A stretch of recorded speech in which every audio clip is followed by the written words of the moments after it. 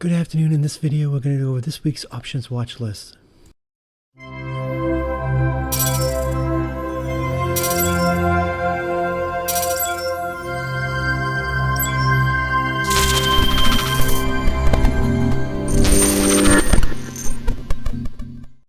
Before I get into the watch list, if you're not in the room, you can find the link in the description of the video and in my bio section of social media accounts. Also, please like the video, subscribe to the channel if you haven't done so already.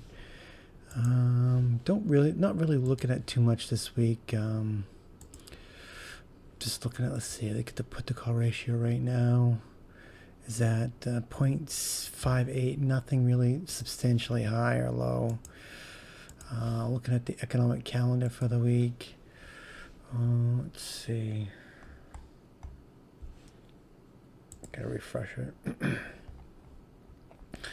Monday, flash manufacturing PMI and services at 9:45. Core retail sales at 8:30 on Tuesday. Nothing else on Tuesday. Wednesday, FOMC, and we have Powell, so that's going to be a big day. Thursday,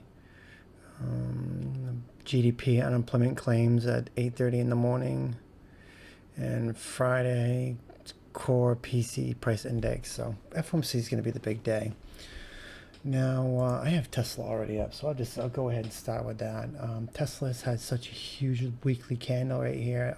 RSI is 78 on the daily, 80 on the weekly, so I'm expecting a little bit of a pullback, probably not too much. So I'd watch out on the 430 for push down to 420, 415, 410, maybe even 400. So looking for a little retracement on that. SPY has just been chopping around the 600 area, 600 to 610. So we'll have to see if it pops or not. We'll be looking at both directions. I'd watch it for under 602 for it to dump to 600, 595, 590. But if it gets over 60, we could say 605 or even 606. Watch it push to all-time high at 610, and then it's been chopping here for so long we could see it push to 620, 625 on SPY. So VIX is it's not really low. I mean, it's at 13. It could definitely get down to 12 or under 12 to even 11. I think 11 and 12 are going to be the new bottom for VIX. And plus, we have all these stuff going on with drones and stuff. Who knows what's gonna happen with that? Something big's supposed to happen in the next week or two. Is at least what I'm seeing online. But who knows if anything does? So I'm not gonna put too much into it on that. So it is what it is. We'll just take it one day at a time and trade what the market gives us.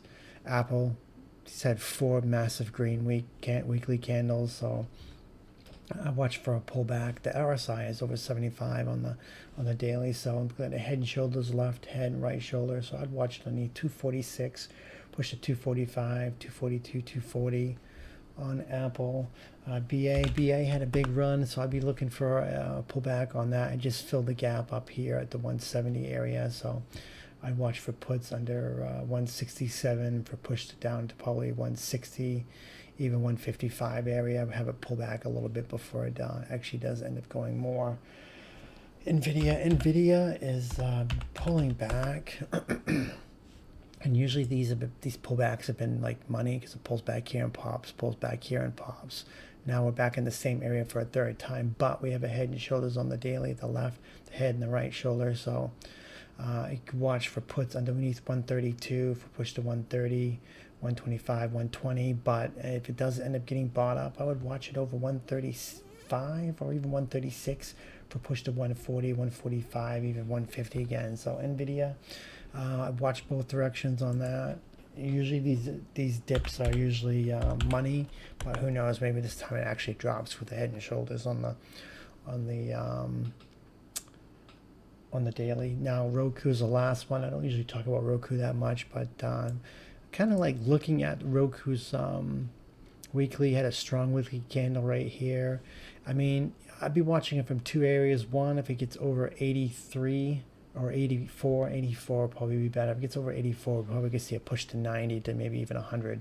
But if it does manage to lose this 80 area, 81 area, probably gonna see a nice drop down to probably 75 or even 70 on Roku. So definitely keep an eye on Roku. But that's pretty much it. I don't think too much is gonna happen until we have FOMC on Wednesday. So that's gonna do it for the watch list. And thanks for watching.